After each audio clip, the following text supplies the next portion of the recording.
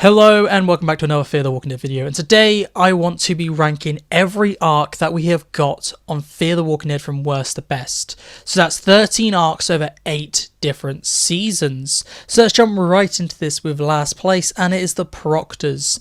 This arc goes from season 3 episode 14 to season 3 episode 16, and the whole reason it's in last place is because it's unfinished. Episode 14 to 16 in season 3, even though it's my favourite season, it has the worst arc at the end, solely because it was just set up for season 4, however new showrunners, reboot, and the Proctors are dropped. You do not get a conclusion to this arc. It is just set up for no reason. It's half an arc, so it naturally has to be in last place. Number 12 is the Storm/Martha arc. This is season 4 episode 9 to season 4 episode 16, and this storyline is just so dumb. All the characters get split up because of a storm, and the whole story is about Morgan trying to find everyone to be like, let's go to Alexandria, while you have this crazy woman running around poisoning everyone and just being this weirdo. She is one of the least threatening villains ever. I think in one part of the episodes she just falls over, and just because she just falls over, she then gets captured. It is just a very poorly written back half, very dumb, and the whole premise of the arc is that Morgan's trying to get everyone together so we can go back to Alexandria, but then episode 16, he decides, screw this, I've been talking about it since episode 9, we're going to go here instead, and then refuses to tell everyone where Alexandria is. It's a very infuriating 8 episodes. Number 11 is the Troy versus Padre storyline, and this season 8 episode 7 to season 8 episode 12, and this is absolutely abysmal. There are some bright spots in this. You have Troy coming back, and he is amazing every scene he's in, except for he just gets suddenly killed in the final episode because, you know, Madison had to kill him again, which is really dumb, even though they just redeemed him again to waste it. This entire last stretch of Fear is wasted, all happens off screen, random episode with Dwight and Sherry going to the sanctuary which ties into nothing other than a line at the end of the show. It is a very bad final arc for the story, and I think it's just because there's no budget. Everything happens off screen. Troy finds out where Padre is off screen, even though the whole 6 episodes is about Troy trying to find out where Padre is, and then episode 11 he just knows where it is suddenly. They bring back Troy for these final 6 episodes and they have such potential, but it is just wasted in every single episode. Number 10 is Padre, season 7 episode 16 to season 8 episode 6, and this arc had a lot of potential at the end of season 7, but then going into the final season, the budget slashed. It has easily the worst villains of Fear the Walking Dead and the Walking Dead universe, with Shrike and Crane. Absolutely terrible acting involved for this entire arc. The writing is terrible. It is lacking everything. This is some of the worst writing we've seen on TV. The only thing that I like about this arc is Morgan's goodbye. His final 3 episodes are done so well, and that's what puts it above number 12, which is the Storm arc, is because Morgan doesn't annoy me, and I really like episode 4. 5 has issues, but I like the sentiment of 5, and 6 is the end of the arc. It's a terrible end of the arc, but it's a great goodbye to Morgan. This is a good final arc for Morgan, I would say. It finishes his story, and because of that, it does rank it up a little. Number 9 is the War for Fuel / Logan arc, and this is season 5 episode 1 to season 5 episode 13. And it's a very weird arc because the conflict between Morgan's group and Logan is just artificial. Logan just wants fuel, and Morgan's group they have this kind of fuel rig, and they're refusing to tell everyone where we're getting our fuel from. And the conflict is just, these guys want fuel and Morgan's group just don't want to get rid of it. And it's just really annoying. There are some good parts in these 13 episodes. Logan is a terrible villain, and some people don't even see him as a villain. I had to explain to somebody I was watching Fear with that he's meant to be the villain, and they're like, what? He doesn't really come off as a villain. Terrible villain. And I like the radiation walkers. That's the only bright spot of these 13 episodes. It is just really boring and nothing happens at all, except for maybe in 2 to 3 episodes where there's actually story. You just have this pathetic villain, which our heroes just keep bullying. There's a scene where they just take his shoes and leave him in the middle of nowhere, and he has to walk and get blisters all over his feet. And you're like, these are meant to be the good guys when they're literally bullying the villain. Number 8 is the Fallout / Strand arc. This is season 7 episode 1 to season 7 episode 15, and this is definitely the best looking arc in my opinion. I loved the Fallout theme with all like they have to get in all their costumes and there's radiation everywhere and you got radiation walkers. That was amazing. The first few episodes of this arc were amazing. I really liked how we got introduced to the characters one at a time and their individual struggles in this new wasteland, and that was the best bit. The shame and the bad part of this arc is it is a march to war which never happens. It takes way too long to find out where Alicia is. That's the first half of this arc's whole mystery. Alicia's like, I'm going to go to war with you, Strand. And then you have another whole 7 episodes of marching into war. And then nothing happens and Alicia just gets abandoned in the wasteland. It is a really infuriating arc because it's just such build up on top of such build up and build up and build up to nothing. And I really dislike Strand as the villain. They didn't commit to making him the villain. And then in the final episode, he's suddenly a good guy again for the next season.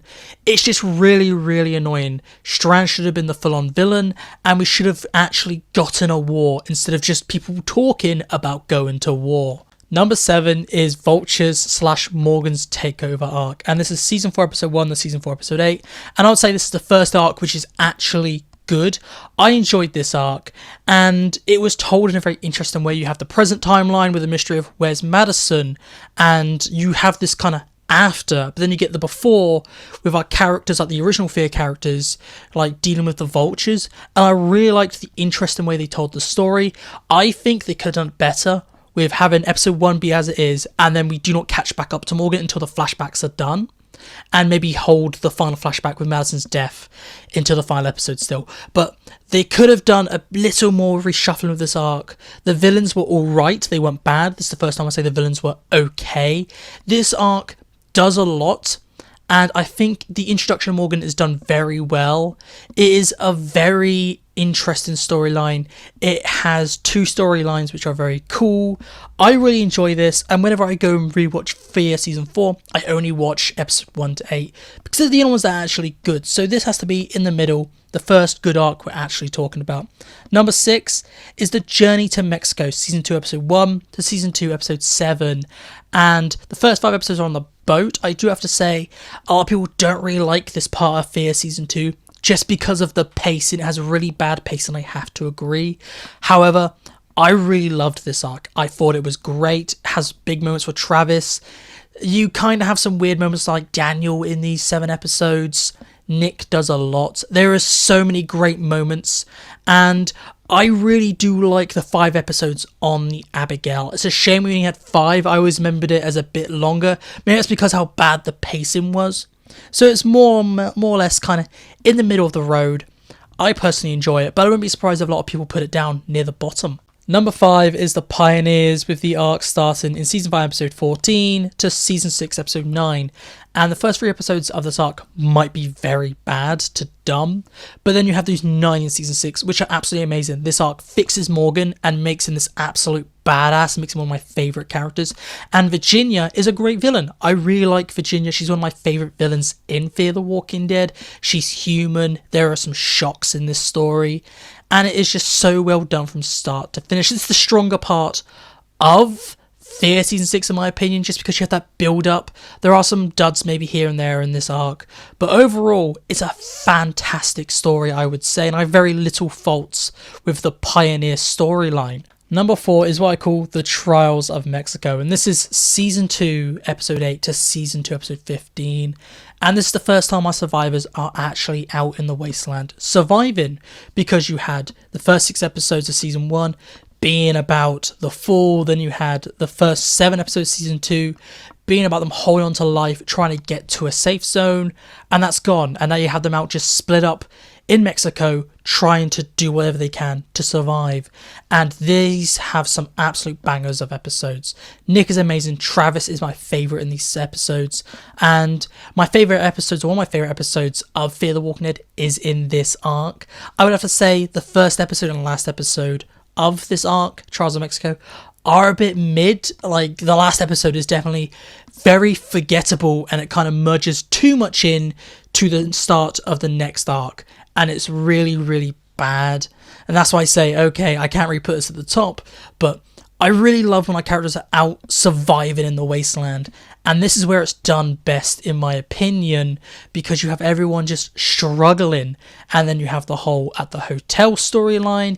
You got Nick with those other communities, like he's easily settling into a new life, and then you have the Travis and Chris dynamic. Absolutely phenomenal. And number 3 is The End is the Beginning, the Teddy arc. Season 6, episode 10, the season 6, episode 16. It's only 7 episodes long, but it's easily got my favourite villain. Teddy, Theodore Maddox, is the best villain. The Cult is easily one of the best villain groups in my opinion, and that's what carries it. It might kind of jump the shark in the final episode, and that's the weakest of the 7 episode arc. However, you have those 6 episodes of just amazingness. Like you have In Dreams kind of just slot in the middle, so I can't forget you have that dream episode there, which does suck. But everything else with this whole arc, I absolutely love it. It's mostly because of Teddy, and that Alicia gets some very interesting things to do. I really like what they do with Alicia. The continuation of Morgan's arc, I really like what they're doing with Morgan. However, you can't do all the praises without saying they did the thing with Daniel, which ruined Daniel for me. They did so much in these 7 episodes, but did so much wrong at the same time. But just because how much I like Teddy, I have to rank this 3rd for me. And number 2 is the LA Outbreak, Season 1, Episode 1 to Season 1, Episode 6. And this is the most unique arc we've ever got in the Walking Dead universe. And it's absolutely amazing. 6 episodes of just showing us the fall of LA and the beginning of the apocalypse. It is phenomenal from start to finish. And I think even one of these episodes is also the first episode in the Walking Dead universe to not have a single walker in. That shows that the show can just focus on the drama of people. And that is the pure focus of this. And that's what makes it so great. Our characters are meeting the walkers for the first time. They are watching the world crumble around them. Some people are adapting more than others. It is amazing. I would say there are 0 faults with this entire arc. However, it is not number 1. And number 1 is the ranch arc. And this goes from Season 3, Episode 1 to Season 3, Episode 13. And the reason why this is my favourite storyline for The Walking Dead is because it just does everything right. Alicia gets her time to shine finally. Madison, without Travis, even though they absolutely ruined Travis because he's killed off at the start of Episode 2, she now just gets the time to shine and we see her becoming a villain. Nick is becoming more good and you get Troy coming in. Every character in this storyline is great. And I really like how there is no clear good guy and bad guy. You have kind of the more evil characters like Jebediah. However, you can kind of be like, he's trying to defend his land, and you can see everyone's point of view, but you can see everyone's point of view of why they're the bad guy as well. This is easily the most morally grey storyline we've got. It has this epic finale.